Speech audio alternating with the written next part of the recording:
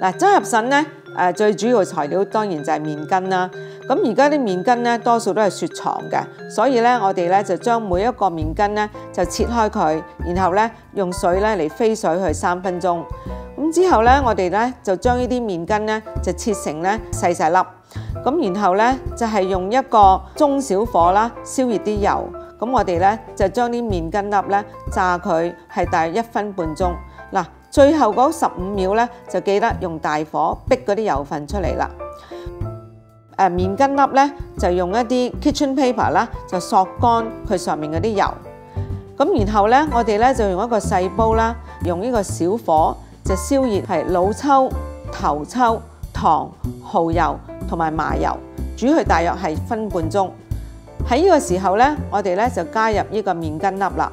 咁不停咧係將呢啲麵筋粒咧喺呢個豉油嘅醬裏邊一路咧係攪嚟煮4分鐘，直至到咧入咗味同埋咧係汁係開始收乾啦。記住喎，唔好過長啊！如果唔係咧，麵筋嘅表面就會太硬噶啦。嗱，而家呢一個齋合腎咧做好咗噶啦，最好咧就隔日嚟食咧，咁就會更加入味噶啦。